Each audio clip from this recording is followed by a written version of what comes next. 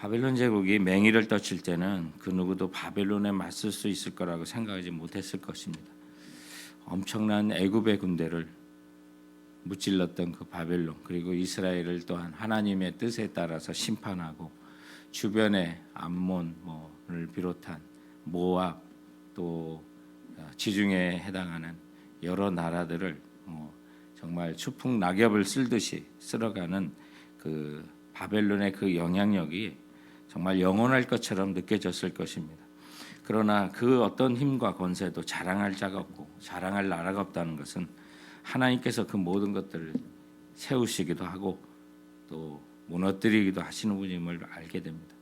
바벨론이 기세등등하여 하나님의 백성이 유다도 멸망시키고 그 백성을 포로로 잡아가서 학대하면서 하나님을 두려워하지 않았지만, 바벨론이야말로 그 누구도 맞설 수 없는 전능하신 창조주이심을 제대로 깨닫지 못했을 뿐입니다. 33절에 있는 그 말씀의 그 내용을 보면 이스라엘의 하나님은 전능하신 하나님인데 저들이 어떻게 기세가 등등해서 설쳤던 그런 모습들을 봅니다. 만군의 여호와께서 이와 같이 말씀하시니라. 이스라엘 자손과 유다 자손이 함께 학대를 받는도다. 그들을 사로잡은 자를 다 그들을 붙들고 놓아주지 아니하리라. 한때는 붙들었지만 또 이제 붙들림을 당하는 그런 신세가 될 것을 말씀하고 있고, 또 예레미야가 이것을 예언할 때는 정말 그렇게 될 것을 상상을 하지 못했지만 지금 말씀을 하고 있는 것입니다. 하나님께서 예레미야 입에 말씀을 담아 주실 때는 정말 바벨론으로부터 멸망을 당할 것 같지 않았던 그 시대, 애굽을 의지하면 정말 충분히 물리칠 수 있을 것 같았던 그런 시대에 그 말씀을 또한 주셨고, 또 멸망하여 가는 그 상황 속에서 오늘 바벨론도 이렇게 멸망을 당할 거라고 지금 예언을 하고 있는데, 예레미야는 그 사실을 보지도 못하고 돌아가셨지만 정말 바벨론이 오늘 주님께서 말씀하신 그대로 멸망을 당하는 그런 역사를 맞이한 것을 우리 세계사를 통해서도 우리는 보게 되는 것입니다. 그래서 하나님께서 보복의 그 날에 하나님의 권능의 칼로 인하여 저들이 칼을 썼는데 이제는 그 칼에 의해서 바벨론이 힘을 제대로 쓰지 못하고 멸망을 당할 것을 오늘 34절부터 37절은 말씀하고 있는 것입니다. 이 모든 것들을 통해 볼 때 정말 우리 하나님만이 우리의 요새시고 우리의 반석이고 우리가 수렁에 빠졌다 할지라도 건지시는 전능하신 하나님이라는 사실을 보게 됩니다.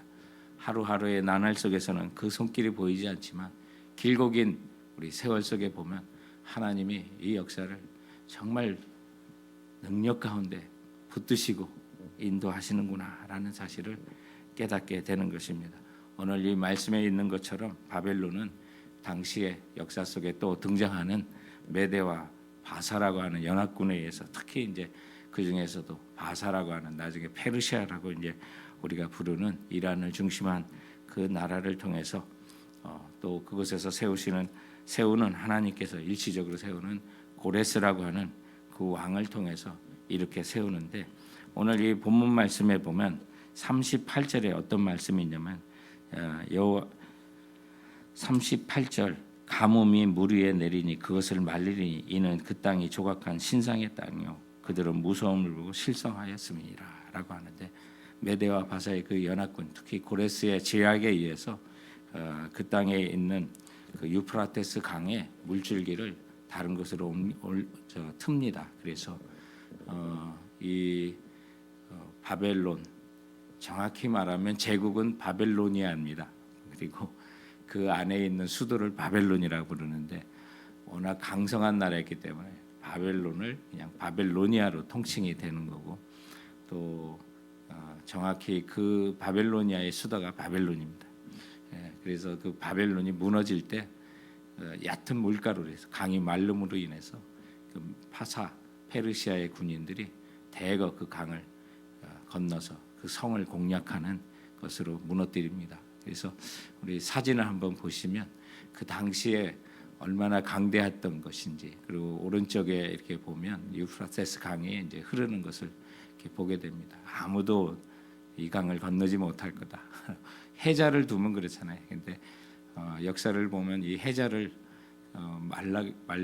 말려서 그 성을 공략하는 일들이 간혹 있습니다. 근데 이 강줄기를 돌려가지고 거기에 마른 땅으로 건너서 이 성을 심판하는 그 예언이 오늘 세계 역사 속에 이루어지는 걸 보면 참 하나님은 말씀하신 대로 이루시는구나라는 사실을 깨닫게 됩니다. 그래서 지금은 저 모습이 어떠냐, 오늘날의 그 모습을 다음 장에서 보시면 오늘 이 본문에 있는 것처럼 정확하게 정말 해전은 말라고 또 사라지고 여우들이 오고 가는 그 땅이 된 그 모습들, 39절에 있는 것처럼 사망의 덜짐승과 승냥이의 여우가 노는 폐허가 됐는데, 그것도 뭐 그나마 옛날의 유적에 따라 좀 만들어 보려고 해서 그런 거지, 뭐 싹 쓸어버리고 정말 여우들이나 놀고 승냥이라고 오늘 이제 39절에 있는 것처럼 그렇게 됩니다. 그러면 저 화려했던 저 성이나 뭐 이런 거 다 그 보이지 않는 지금 있는데, 그래도 우리가 좀 그 옛날 거를 좀 볼 수가 있습니다. 네, 어디서 볼 수 있냐면 베르린에 그 페르가몬 박물관이라고 있습니다.